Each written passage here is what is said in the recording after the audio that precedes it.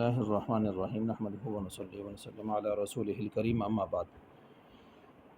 ووجوب الفدیۃ فی الصلاۃ للاحتیاط نور الانوار کا سبق نمبر 39 ہے، اور یہاں سے مصنف رحمۃ اللہ علیہ ایک سوال مقدر کا جواب دینا چاہتے ہیں، اور وہ یہ ہے کہ شیخ فانی جو ہوتا ہے اس کے لیے جو روزوں کا فدیہ رکھا گیا ہے وہ تو خلاف عقل خلاف قیاس ہے، لیکن نص میں بیان ہو گیا ہے وعلی الذین یطیقونہ فدیۃ طعام مسکین۔ اور قاعدہ ہم نے پیچھے یہ پڑھا تھا کہ جو چیز خلاف قیاس نص سے ثابت ہو جائے تو اس پر دوسری چیزوں کا قیاس نہیں کیا جاتا۔ ہم دیکھ رہے ہیں کہ حنفی حضرات جو ہے وہ نمازوں کے فدیے کو اس روزوں کے فدیے پر قیاس کر لیتے ہیں۔ تو کیسے کر لیتے ہیں؟ خلاف قیاس ہے، یہ بھی صرف نص سے ثابت ہے روزوں میں، تو آپ نماز کے فدیے کو بھی اس پر قیاس کر رہے ہیں۔ تو اب یہاں پر مثلا کوئی آدمی مر گیا ہے، اس کے ذمہ فرض نمازیں ہیں، تو اس کی طرف سے فدیہ اگر وہ وصیت کر جاتا ہے تو آپ کہتے ہیں کہ وارث پر واجب ہے کہ وہ اس کی طرف سے فدیہ دے۔ اب فدیہ کیسے دے؟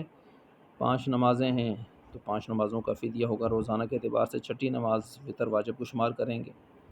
لیکن بعض حضرات یہاں یہ کہتے ہیں کہ روزانہ کی جو 5 نمازیں ہیں ان 5 کو ایک فدیہ کے ساتھ ادا کریں گے، لیکن یہ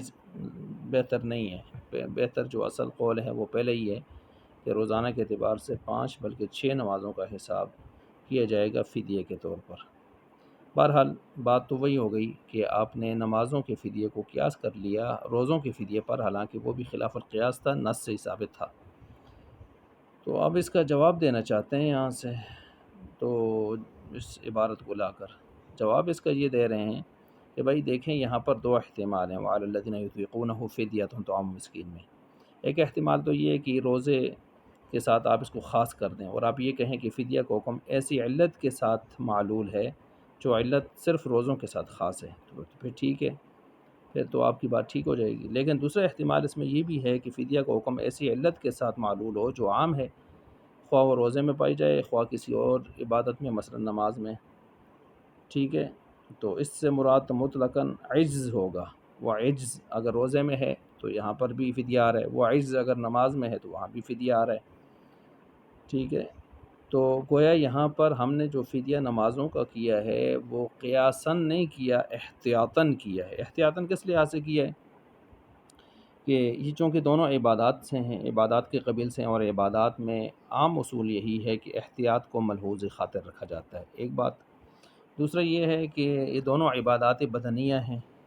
2 باتیں ہو گئیں۔ تیسری بات یہ ہے کہ نماز روزے سے بھی زیادہ اہم عبادت ہے۔ جب روزے میں فدیہ آ رہا ہے، اس کا اہتمام کیا جا رہا ہے تلافی اور تدارک کے لیے، تو پھر کیا خیال ہے روزے نماز کا تو اس سے زیادہ اہتمام ہونا چاہیے۔ اور چوتھی چیز یہ بھی ہے کہ نماز بلا واسطہ حسن ہے،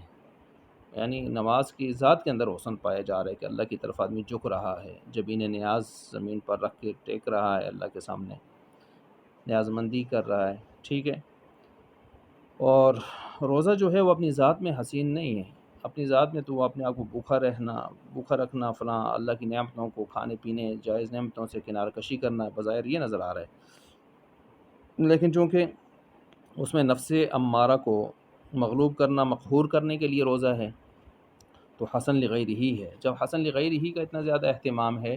تو حسن لذات ہی جو نماز ہے اس کا زیادہ اہتمام ہونا چاہیے۔ یہ وجوہات ہیں جو میں نے آپ کے سامنے 4-5 بیان کر دی ہیں، بدرجہ اولا اس کا لحاظ ہونا چاہیے، ٹھیک ہے۔ تو لہٰذا نماز کا فدیہ ہم نے قیاساً نہیں احتیاطاً لیا ہے، احتیاطاً۔ اسی وجہ سے امام محمد رحمۃ اللہ علیہ اگر آپ دیکھیں تو وہ بھی آپ زیادات میں یہ مسئلہ بیان کر رہے ہیں نا کہ اگر کسی نے نماز کا فدیہ وغیرہ دیا تو انشاءاللہ نماز کا فدیہ بھی مرنے والے کے لیے کفایت کرے گا۔ تو انشاءاللہ کا جو لفظ ہے اللہ کی مشیت کے ساتھ جو معلق کیا ہے، تو اللہ کی مشیت کے ساتھ قیاسی مسائل کو نہیں معلق کیا جاتا،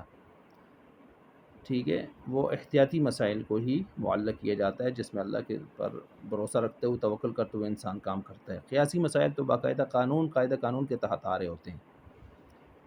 ٹھیک ہے۔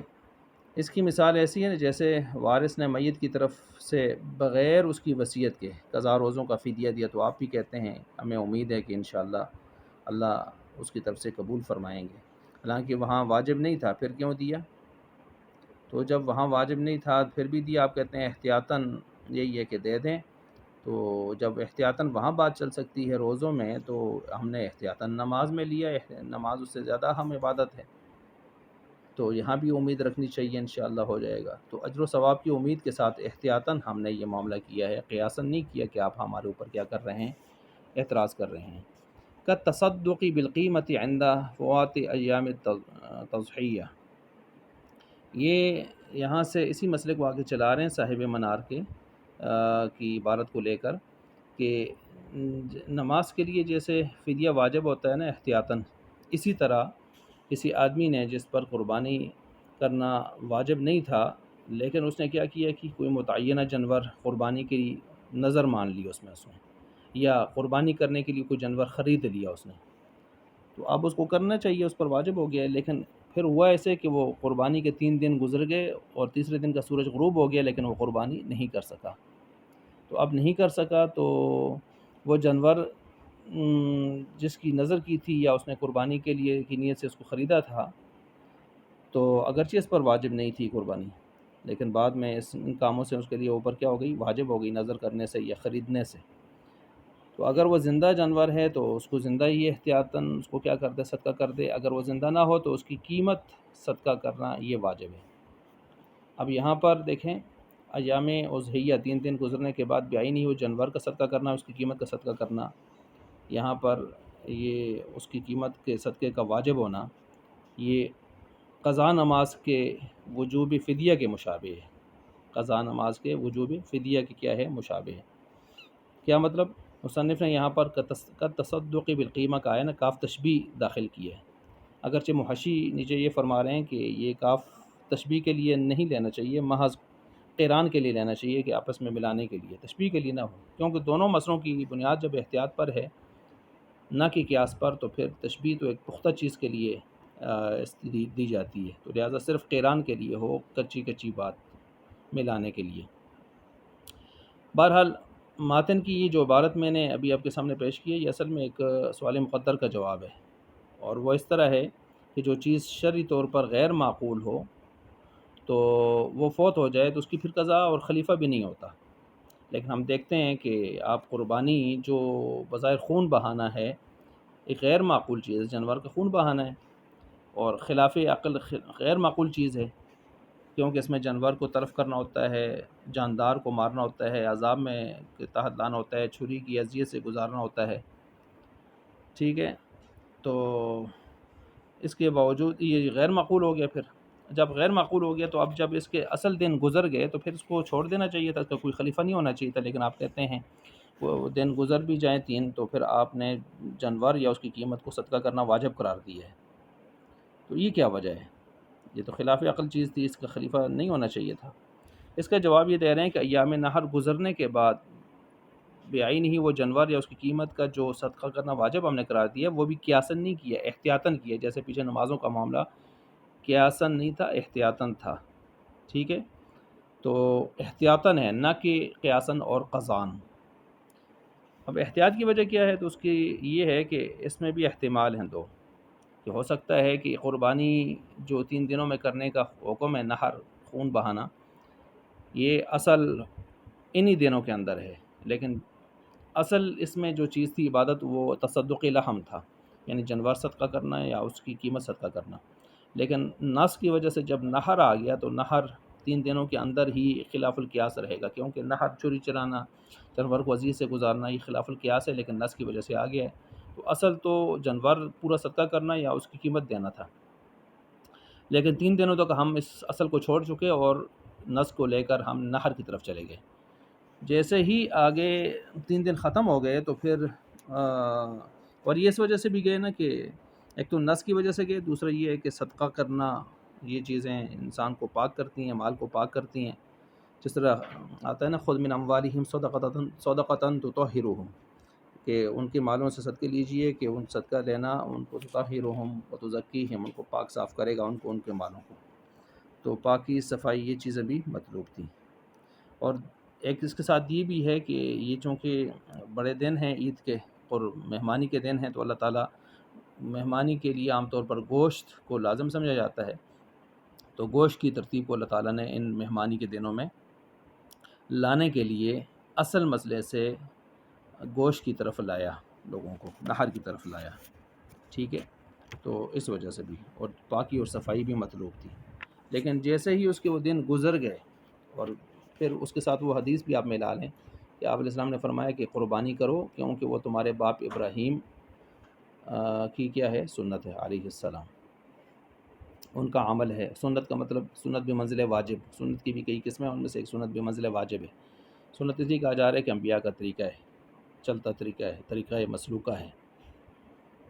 ٹھیک ہو گیا۔ لیکن جیسے ہی اس کے وہ دن گزر گئے 3، تو پھر ہم اصل کی طرف جانور کو لے کے آئیں گے۔ اصل کیا ہے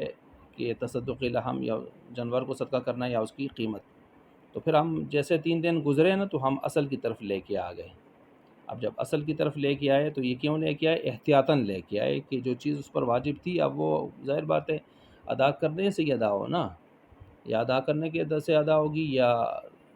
شارع کے ساخط کرنے سے، صاحب حق کے ساخط کرنے سے ساخط ہوگی۔ تو ساخط کیا نہیں یہاں پر،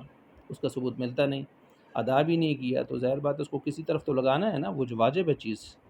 تو اس وجہ سے ہم احتیاطاً اس کو پھر وجوب کی طرف لے آئے، اور اصل کی طرف لے آئے کہ تصدق لحم، جانور کو صدقہ کریں یا اس کی قیمت دیں، جانور کو ذبح نہ کریں۔ ایسے بھی نہیں ہو سکتا کہ کرتے کرتے اگلے ایام النحر آ جائیں اور آپ کہیں جی اگلے ایام النحر میں اس جانور کو بھی ساتھ کیا کرتے ہیں، ذبح کر دیں، یہ پچھلے سال کی قربانی ہے، تو یہ پھر بھی نہیں ہو سکے گا، کیونکہ اگلے ایام النحر اس ایام النحر کا بدل نہیں ہو سکتے، وہ اپنے اس وقت کی قربانی کے لیے محل بنیں گے، قضا کے لیے محل نہیں بنے گا، وہ نہ شریعت نے نص نے اس کو محل بنایا ہے۔ تو مطلق رکھیں گے ہم اس کو اس ترتیب سے۔ تو جب مطلق رکھیں گے تو اصل کی طرف جائیں گے، اصل وہی ہے تصدق لحم، جانور صدقہ کرنا یا اس کی قیمت دینا۔ بہرحال احتمال یہاں پر 2 ہی تھے، ایک یہ کہ یوم النحر میں قربانی کرنا اصل ہے، اور دوسرا احتمال یہ بھی تھا کہ جانور اس کا قیمت کا صدقہ کرنا اصل تھا، لیکن نس کی وجہ سے ہم ادھر چلے گئے تھے، اور دیگر وجوہ کی بنا پر جو پیچھے میں نے بیان کر دی ہیں۔ تو اب ہم 3 دن گزرنے کے بعد پھر اصل کی طرف آئے ہیں، اور جانور یا اس کی قیمت کو صدقہ کرنے کا ہم نے حکم لگا دیا ہے۔ تو یہ حاصل اس کا پھر یہی ہو گیا کہ ایام النحر گزرنے کے بعد جانور کو قربان نحر نہیں کیا جائے گا، ذبح نہیں کیا جائے گا، اس کی قیمت یا وہ جانور صدقہ کیا جائے گا، صدقہ کرنا واجب ہے، اور یہ قیاساً قضاً نہیں ہے، احتیاطاً ہے، احتیاطاً ہے۔ تو یہ مسئلہ بیان ہوا۔